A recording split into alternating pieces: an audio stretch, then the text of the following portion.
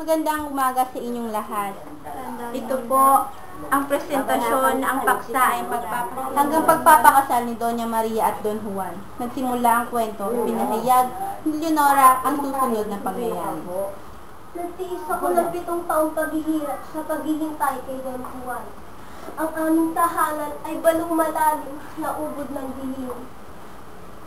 Walang hagdan at lubid lamang ang hahawakan sa pagturo. Napalaban si Don Juan sa higante at serpiente. Umahon kami sa balon, ngunit naiwan ang aking singsing na pamana sa akin na aking mga magulang. Kinuha ito ni Don Juan, ngunit nabigo siyang kuhain ito.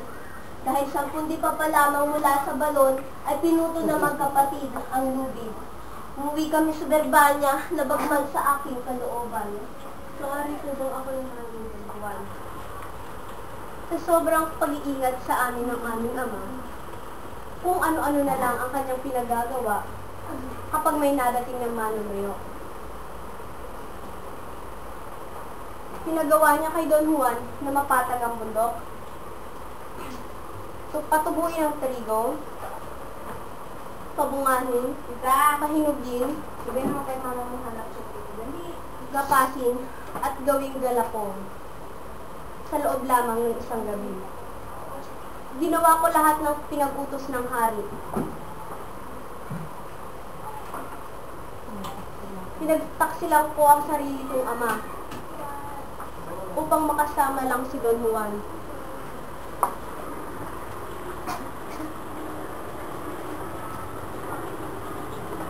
Sa tingin ko, ang dapat papiliin ay si Don Juan. Dapat pakasalan.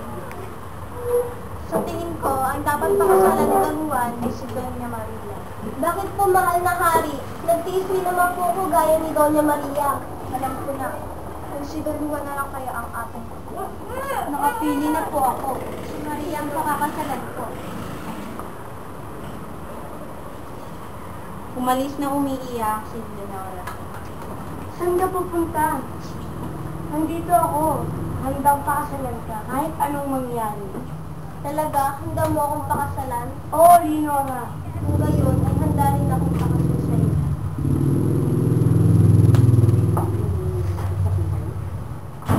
Mabuti at nagkaayos kayong dalawa. Maaari na ba natin simulan ang kasalan? Oo, Amang Hari.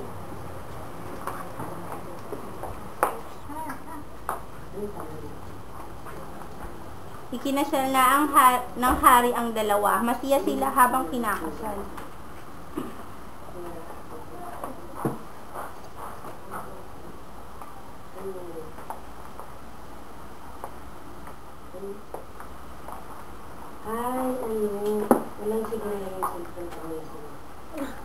Nang paalis na ang kinasal, tinawag ng hari si Don Juan. Don Juan, anak ko, bakit ko ang hari? Ikaw, Don Juan, ang napili ko. May tabing-tabing. Pamana, nakahari ang Berbanya. Hindi po, namatay na po ang aking ama.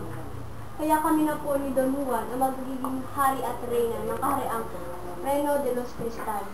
Kung gayon, si Don Pedro na lang ang magiging tagapagmana ng kahariang Berbanya. Maraming salamat po.